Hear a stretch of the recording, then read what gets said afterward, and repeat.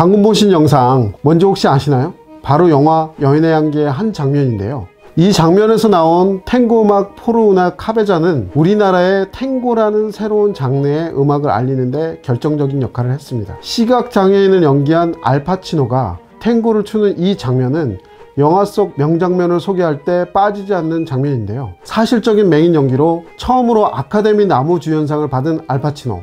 오랜 시간 헐리우드를 대표하는 연기파 배우로서 특히 르와르 영화에서 빼놓을 수 없는 갱스터 역할로 유명한데요. 오늘은 올맨이 가장 좋아하는 연기파 배우로 연기신으로 칭송받는 그가 배우로서 어떤 길을 걸어왔는지 조명해보는 시간을 갖고자 합니다.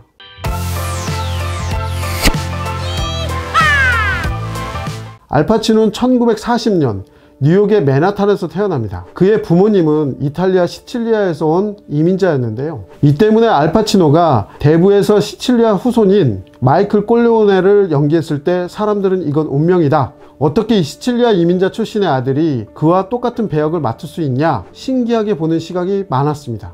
알파치노 역시 이런 반응에 대해 자신도 공감한다고 말을 했는데요. 일찍이 남편과 이혼한 그의 어머니는 퇴근 후에 아들을 데리고 영화를 보러 다니는 걸 좋아했습니다. 집에 돌아온 어린 알파치노가 자신이 본 모든 연기를 그대로 따라했다고 하는데요. 그래서인지 알파치노는 어린 시절부터 이미 배우를 꿈꿨고 주변 사람들에게도 난 커서 배우가 될 거야 라고 말하고 다녔다고 해요. 사람들이 그를 부르는 별명도 디 액터 였다고 하는데요. 꿈을 이루기 위해 학교 다닐 때부터 뮤지컬과 연극을 했던 그는 12살 무렵 연극이 끝나고 어떤 남자가 다가와 너는 차기 말론 브란도가 될 거야 칭찬을 했다고 하는데요. 허나 그때만 해도 말론 브란도를 몰랐던 어린 알파치노는 말론 브란도가 누군데요? 라고 대답했다고 해요.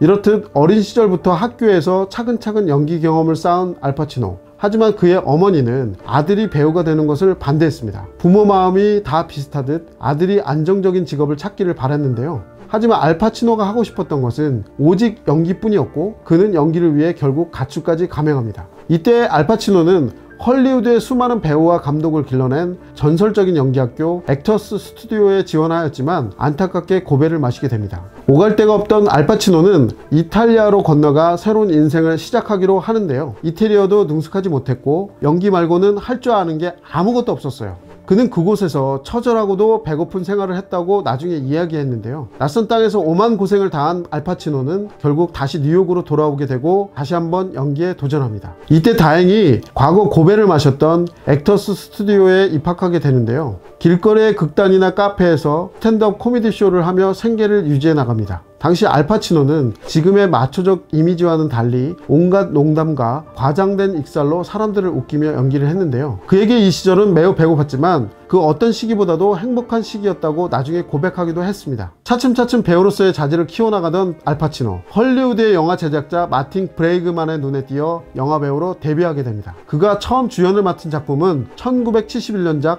백색 공포라는 영화인데요. 이 작품에서 그는 필로폰에 중독된 청년 역을 맡아 열한 대부를 준비하던 프란시스 감독이 알파치노의 연기에 매료돼 자신의 영화에 출연시켰다고 해요. 당시 제작사 배우들은 알파치노가 유명한 배우도 아니고 연기력을 입증받을 만큼 커리어가 대단한 것도 아니라 그에게 별 기대를 안 했다고 하는데요. 대부에서 가장 유명한 장면인 식당 암살 장면을 찍고 나서야 출연 배우로서 인정하게 되었다고 합니다. 영화 대부에서 강렬한 인상을 남기며 이름을 알린 알파치노. 그는 영화와 연극계를 넘나들며 활발한 활동을 이어갔습니다. 1977년 파블로 험멜의 기본 훈련이라는 연극을 통해 토니상을 수상하기도 했는데요. 이후 촬영한 영화 뜨거운 오후에선 은행강도 역할을, 1979년작 용감한 변호사에서는 정의감 넘치는 변호사 역할을 완벽하게 소화해내며 배우로서 더 확고하게 자리잡게 되는데요. 하지만 일각에서는 대부에서만큼 알파치노가 큰 임팩트를 주지 못했다며 그의 연기를 깎아내리기도 했습니다. 그래서인지 알파치노는 유독 상복도 없었는데요. 나무조연상 후보에 3번 올랐고 나무주연상 후보에는 무려 4차례나 이름을 올렸지만 모두 수상에 실패했습니다.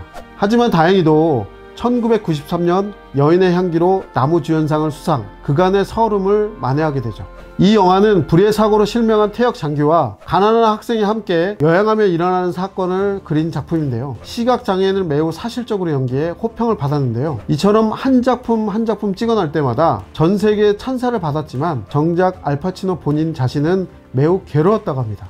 영화 촬영에 너무 몰입한 나머지 다음 작품, 다음 캐릭터를 하는 것에 어려움을 느꼈던 거죠. 보여지는 이미지와는 달리 다소 소극적이었던 그는 타고난 우울함에 예민한 면도 있었는데요. 자신의 성공적인 커리어 뒤편에서 알코올 중독, 우울증을 겪으며 잠시 슬럼프에 빠지기도 했는데요. 이를 극복하게 만든 건 결국 연기였습니다. 그는 우울감과 연기에 빠질 때마다 더욱 작품 활동에 몰입했는데요. 83년 스카페이스라는 영화에서 운명 앞에 맹렬히 저항하는 갱스터 캐릭터를 연기. 이때부터 본격적으로 자신만의 연기 스타일을 확립해 나가고 1990년대에 와서야 우리가 알고 있는 신사적인 이미지를 갖게 되었습니다. 워낙 다작을 했던 덕분일까요? 그는 여러 장르의 영화에 캐스팅 제의도 많이 받았습니다. 1980년도작 크레이머 대 크레이머에서 저스틴 호프만이 맡은 남자 주인공 역할을 제안받기도 했지만 그가 거절했다고 하고요. 90년대를 대표하는 로맨스물 귀여운 여인에서 리차드 기어가 맡은 역할도 알파치노에게 먼저 제안이 들어왔지만 자신의 이미지와 맞지 않는다며 거절했다고 합니다. 앞서 알파치노가 굉장히 다작을 했다 이렇게 말씀드렸는데요. 그는 연극, 영화뿐만 아니라 TV 프로그램에 출연하기도 했는데요. 특히 동성애, 에이즈에 대한 편견, 보수주의의 정치 풍자를 그린 드라마 엔젤스 인 아메리카에 출연. 이 연기로 에이미상 남우주연상을 받으며 드라마, 영화, 연극계를 모두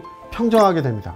이후에도 다양한 영화에 출연하며 잭 니콜슨, 더스틴 호프만, 로버트 드니로 같은 연기자들과 함께 어깨를 나란히 하는 대배우로서의 모습을 보여주고 있는데요. 사실 알파치노는 보여지는 모습과 달리 굉장히 소심하고 부끄러움이 많다고 해요. 앤디 워홀이 살아생전 기록한 책을 봐도 알파치노의 성격에 대해 알 수 있는데요.